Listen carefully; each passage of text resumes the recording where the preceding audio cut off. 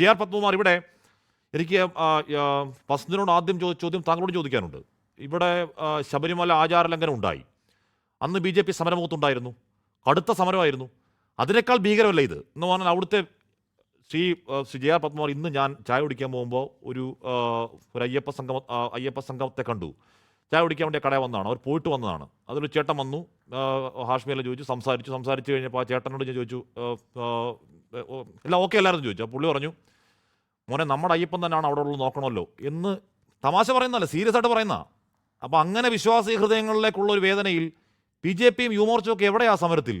J R, സമരം നടത്തുന്നത് എന്താണ്? സമരം നടത്തണം എന്ന് കരുതി സമരം നടത്തുന്നതും സമരം ബോധ്യപ്പെടുത്താൻ നടത്തുന്നതും വേണമെന്ന് വെച്ചിടത്ത് രണ്ടും രണ്ടാ. നിങ്ങൾ കണക്കാ സമരത്തിൽ ജെ ആർ? അതിനു മുമ്പ് രണ്ട് കാര്യങ്ങൾ നമ്മുടെ സുരേഷ് കുമാർ CPM പ്രതിനിധി പറഞ്ഞു. അതിനൊരു ചെറിയ രീതിക്കൊരു മറുപടി പറയാതെ പോകുന്നത് ശരിയല്ല. അതുകൊണ്ട് അത് കഴിഞ്ഞിട്ട് ആഷ്മി ചോദിച്ച ഞാൻ മറുപടി പറയാം.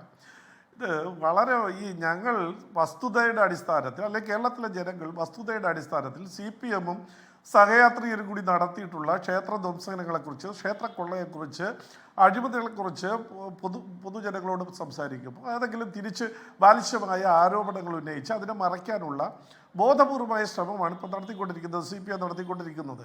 ഇപ്പോൾ BJPയുടെ സംസ്ഥാന പ്രസിഡന്റിനെ കുറിച്ചൊരു ആരോപണം ഉന്നയിച്ചു. അദ്ദേഹം തന്നെ അത് വളരെ വ്യക്തമായിട്ട് പത്രമാധ്യമങ്ങളുടെ മുന്നിൽ പറഞ്ഞു.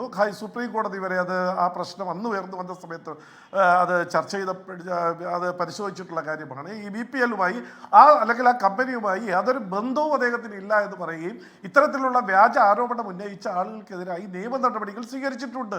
അപ്പോൾ അതുകൊണ്ട് വെറുതെ ഇപ്പോഴുള്ള ഈ ആരോപണങ്ങൾ അതിനെ മറച്ചു പിടിക്കുന്നതിന് വേണ്ടിയിട്ട് തിരിച്ചാരോപണം ഉന്നയിച്ചിട്ട് ഒരു കാര്യമില്ല. അത് പൊതുസമൂഹത്തിന് അറിയാവുന്ന കാര്യമാണ്. BJPയുടെ സംസ്ഥാന സെക്രട്ടറി സുരേഷിനെ കുറിച്ച് പറഞ്ഞിട്ടുള്ള കാര്യങ്ങൾ അത് സംബന്ധിച്ചും സുരേഷും വളരെ വ്യക്തമായിട്ട് പറഞ്ഞിട്ടുണ്ട്. ഞാൻ ആ ബാങ്കുമായി ബന്ധപ്പെട്ടൊരു ലോൺ എടുക്കുകയോ ആരെങ്കിലും റെക്കമെൻഡ് ചെയ്യുകയോ ചെയ്തിട്ടില്ല. അതിനെ സംബന്ധിച്ചിട്ടുള്ള ഒരു മോറൽ റെസ്പോൺസിബിലിറ്റിയുടെ പേരിൽ സർചാർജുമായി ബന്ധപ്പെട്ട കാര്യം വന്നപ്പോൾ അതിനെ സംബന്ധിച്ച് ഇൻവോൾവ്മെന്റ്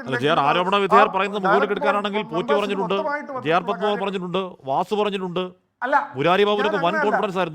ഞാൻ അങ്ങനെയല്ല. അല്ലല്ല, ഞാൻ അതല്ല പറയുന്നത്. അല്ല, ഞാനൊന്ന് പറഞ്ഞോട്ടെ ഹാഷ്മി. ഈ മറ്റത് തെളിവുകളുടെയും അടിസ്ഥാനത്തിലും മൊഴികളുടെ അടിസ്ഥാനത്തിലും ഒരു അന്വേഷണ അതോറിറ്റി അവർക്കെതിരെ നടപടി സ്വീകരിക്കുകയും അറസ്റ്റ് ചെയ്യുകയും ചെയ്തിട്ടുണ്ട്. സുരേഷ് ഇപ്പോൾ ഇത്രയും കാലം LDF ആണല്ലോ ഭരിക്കുന്നത്, കഴിഞ്ഞ 10 വർഷക്കാലമായിട്ട് എന്തേ അത്തരത്തിലൊരു ആരോപണം ഉന്നയിച്ചതിൻ്റെ അടിസ്ഥാനത്തിൽ ഒരു FIR രജിസ്റ്റർ ചെയ്ത് നടപടി സ്വീകരിക്കാത്തത്? ആരോപണം, ഞാൻ അതുകൊണ്ടാണ് പറഞ്ഞത് ആരോപണമെന്നാണ്. അധികാരമിരിക്കുന്ന ആളുകൾ അല്ലെങ്കിൽ ഏതെങ്കിലും പരാതിയുടെ അടിസ്ഥാനത്തിൽ ഏതെങ്കിലും ഒരു അന്വേഷണ ഏജൻസി FIR രജിസ്റ്റർ ചെയ്ത് അദ്ദേഹത്തിനെതിരായി നടപടി സ്വീകരിച്ചിട്ടുണ്ടോ? സ്വീകരിച്ചിട്ടില്ലല്ലോ.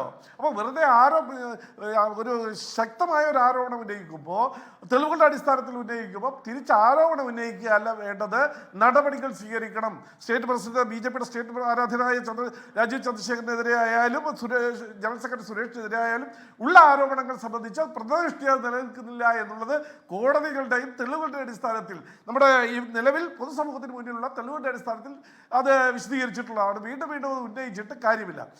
നമ്മുടെ തിരിച്ച് ഈ ശബരിമല അന്വേഷണത്തിലേക്ക് വരുമ്പോൾ നമുക്കറിയാം എവിടെയാണ് അതിൻ്റെ തുടക്കം എന്നുള്ള കാര്യം എല്ലാവർക്കും അറിയാം.